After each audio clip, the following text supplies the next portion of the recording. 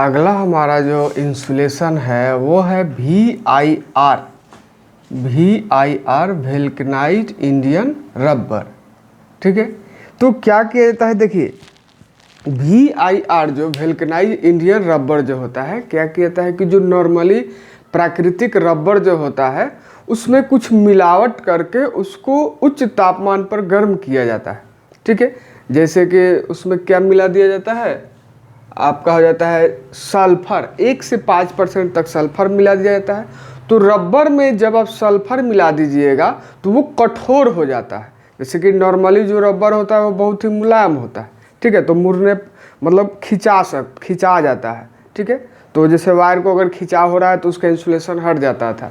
तो क्या किया गया कि जो नॉर्मली रबर है उसको हार्ड बनाने के लिए, कठोरता बढ़ाने के लिए उसमें 1 से 5% तक सल्फर गंधक मिला दिया जाता है। फिर 1 से 5% तक गंधक सल्फर मिला दिया गया। उसके बाद जिंक ऑक्साइड है, जिंक ऑक्साइड, मैग्नीशिया या लिथार्ज, ये 2-3 पदार्थ को मिला के रबर में 2-3 पदार्थ जो है इसको मिला दिया गया, मिलावट कर दिया गया और उस रबर को 130 से 160 डिग्री टेम्परेचर पर गर्म किया गया।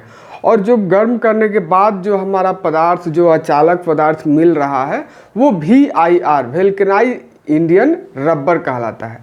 और ये जो प्रक्रिया है जिसमें रबर में कुछ उत्प्रेरक मिला के और उसको गर्म किया जा रहा है, ये वल्कनाइजेशन कहलाता है। ठीक है, और ये पदार्थ VIR वल्कनाइज्ड इंडियन रबर कहलाता है। इसका भी प्रयोग समझिए कि पहले किया जाता था जब PVC नहीं था। ठीक है, ये वायर होता है, जैसे कि इसका भी प्रयोग हम लोग निम्न वोल्टेज वाले या सिंगल कोर एक कोर वाला जो होता है उस वायर का इंसुलेशन चढ़ाने के लिए करते थे। ठीक है, अब इसका प्रचलन धीरे धीरे कम हो गया है। क्यों? क्योंकि इससे भी अच्छा पदार्थ जो है आ गया है अब। ठीक है, तो हम लोग देख लेते हैं VIR वल्कनाइज्ड इंडियन रबर। कह रहा है कि प्राकृतिक रबर की अचालकता को बढ़ाने के लिए रबर में 1 से 5% सल्फर गंधक, सल्फर मतलब गंधक होता है, सल्फर के साथ जिंक ऑक्साइड, मैग्नीशिया या लिथार्ज उत्प्रेरक की उपस्थिति में इसे 130 से 160 डिग्री सेल्सियस तक गर्म किया जाता है।